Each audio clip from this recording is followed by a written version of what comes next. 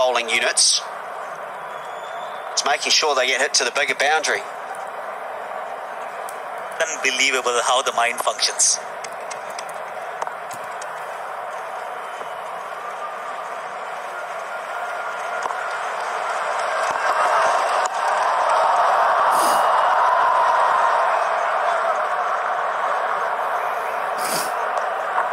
Basically, you're picking from, or rather picking between a very small boundary and a smallish boundary.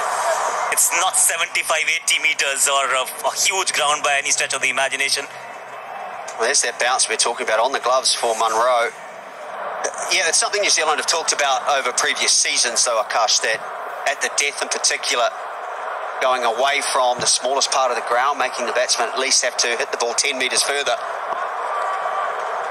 And there is a bit of a breeze. That is a ripper. It's a super delivery. Seifert was set to get it well out of his crease. It's a lovely little bit of movement. Tim Seifert might just have to reassess how hard he goes here early. And the reason I say that is we only have to think back to the Sri Lankan T20 international here about a month ago. Played on the same ground, same pitch. Good swing. And New Zealand's top order were decimated that day and were saved and got out of jail by Doug Bracewell and Scott Kugelheim. It is a ground, because of the small dimensions, you can catch up in the last 10 overs. You need the wickets in hand, though. Already seen some swing. Ball swinging away and also coming back in.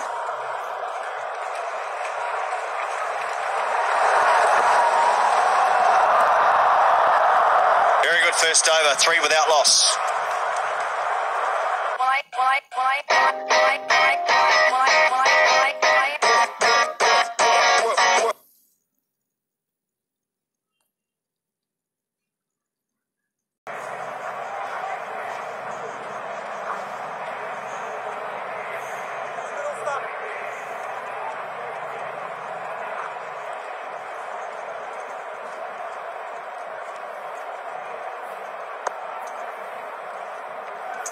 Home ground, home city.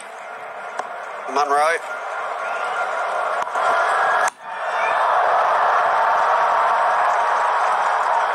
Two field isn't the deep square leg, push towards mid-wicket and fine leg. But when you talk about angles and this ground, the more you play, the better you get.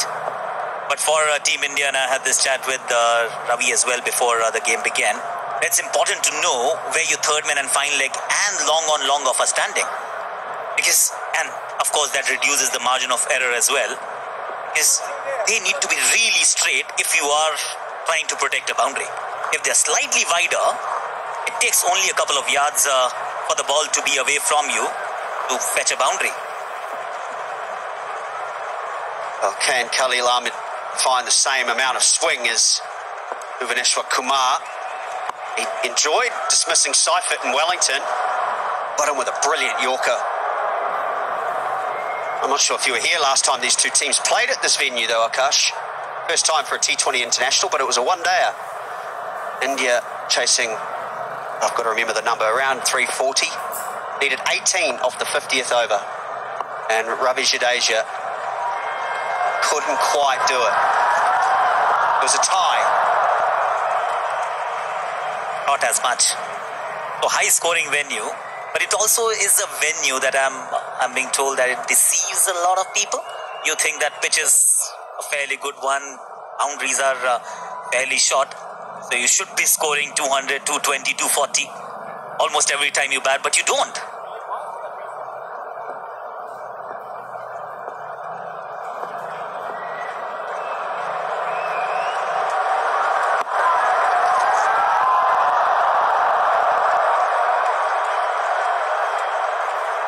Yeah, you must always start again. Seifert, no doubt, would have been on a high after that man of the match performance. Bit of seam away.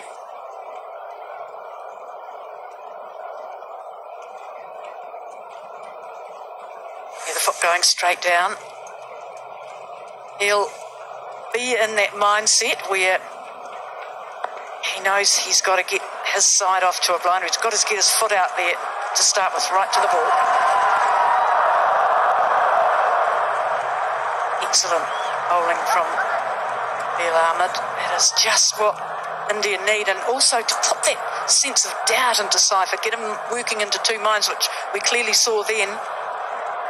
Although testing his inexperience, 1 off 7. I think experienced players will realise that there's a bit off the seam at the moment, a little bit of swing, and not to panic.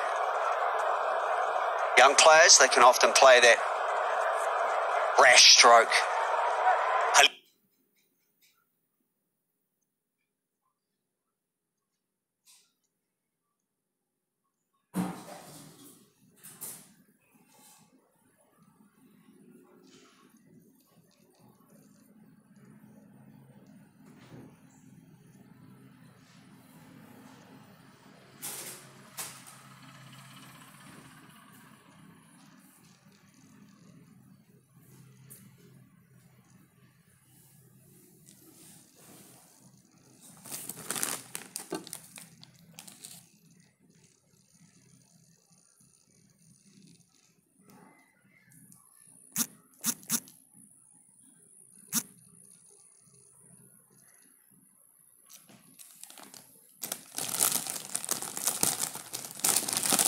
Young as well. Let's see how he responds after 3 dot balls.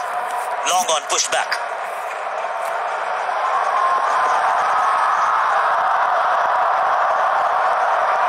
Responds well.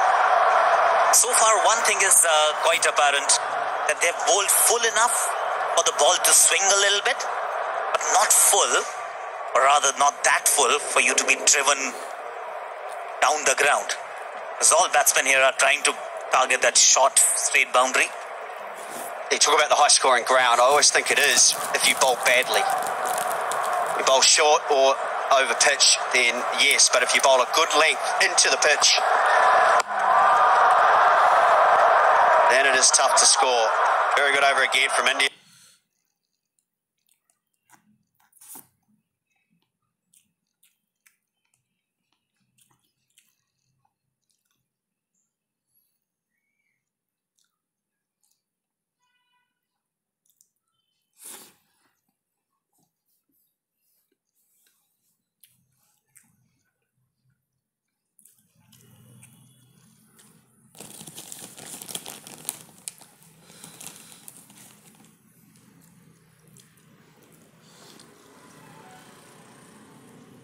Yeah, they've started well. 5 without loss.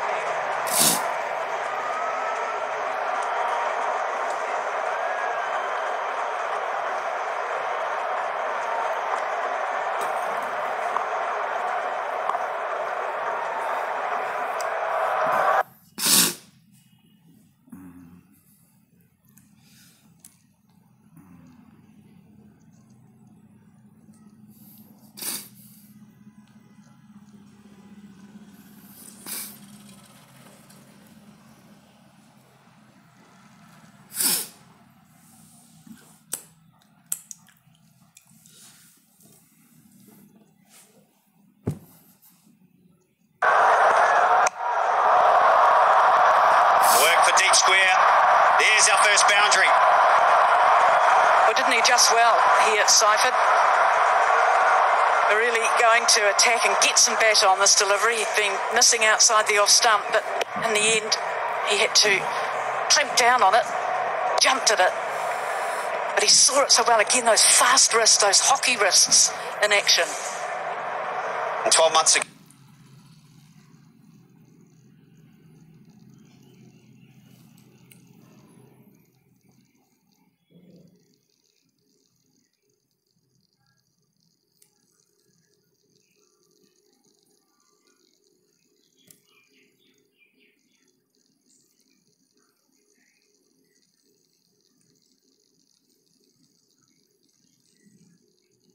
New Zealand 243 for 6 and lost with 7 balls to spare. Muscles this over long on. And all the way for the first 6 of the match as well.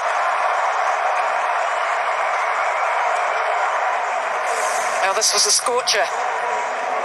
Followed on from the boundary and on square to cramped still, but got enough on it and enough power behind the shot. Seifert strikes again.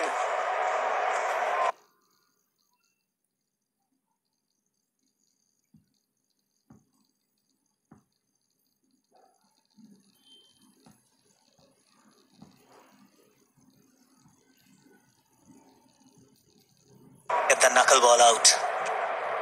Flip has come out as well on mid-wicket in place. Edge, and Dhoni takes the catch.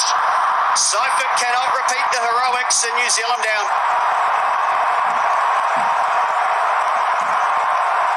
Well, he just hit a 4 and a 6. And one wonders the mindset. Do you keep going? He did, and got an edge. And a simple catch to MS Dhoni behind the sticks. An India strike. Good comeback, but Seifert's gone. For 12, it's 15 for 1.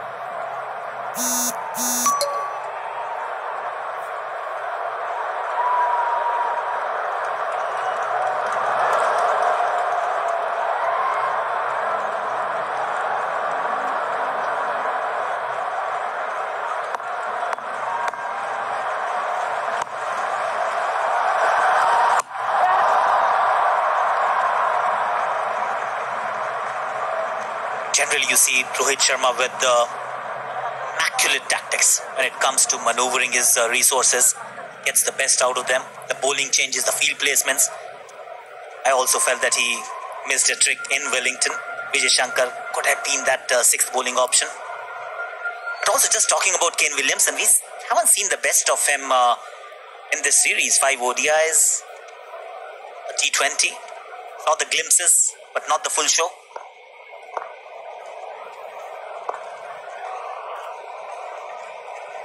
Probably apply that to Kane Williamson as well in terms of his batting returns, and it's not quite the same high level. You mentioned Rohit Sharma's captaincy. We often talk in the IPL about how, or our belief anyway, was he was the one captain in the IPL that bought into statistics and analysis more than most of the other skippers. And it looked like there were times where he had a piece of paper in his pocket with a whole list of matchups and certain bowlers to certain types of batsmen on different grounds and the fields that he would need. I think you see that with India a little bit. Maybe a slight inside edge. Just deciding whether they will review. Siding against it. 3 overs gone, 17 for 1. हर शनिवार रविवार the voice के मंच पर Rituals, so I'll take my shoes off.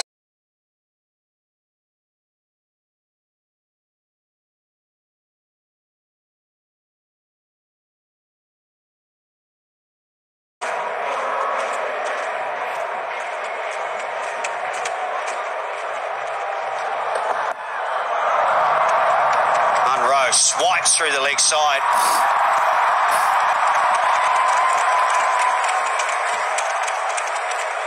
Big shout, wasn't there, on the last ball of the previous over, Leslie. And India refraining from review. Look at the seam presentation on that coming through. Little inside edge onto the top. Here's the wee hot spot. A great tool that, isn't it? Batsman's nightmare.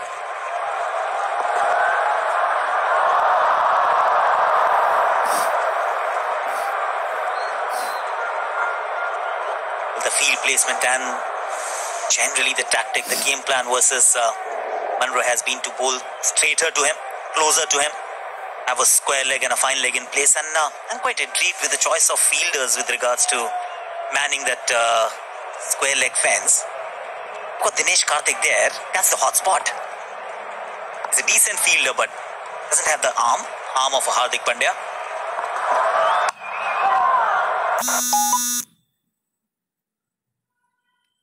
That's a good line and length. Not much anybody can do with that. 141 kilometres an hour as well. Yeah, it is a strange field a little bit because there's a slip in place. Khalil likes to just nip the ball back into the left-hander. But with a slip there and third man up, it's tough to bowl with any width. If you're bowling straight, you're not swinging the ball for sure. Maybe slip in a bouncer because one thing is certain, if you don't remove Munro quickly, he'll punish you in this format. And if you're trying to bowl a bouncer, of course, there is protection in the deep, and that boundary is slightly longer. Or you can go straight, Munro. Oh, that's a long way back. That'll feel good for the New Zealand opener. Yeah, well, he got the middle of the bat this time, didn't he? And he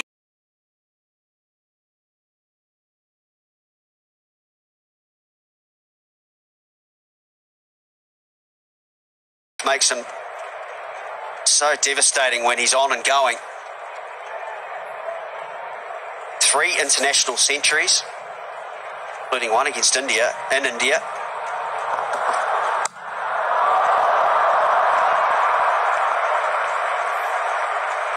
That was a fantastic comeback as well by Khalil Ahmed. Century crusher. Bowling a Yorker with a new ball is no mean feat. He is walking a very tight rope.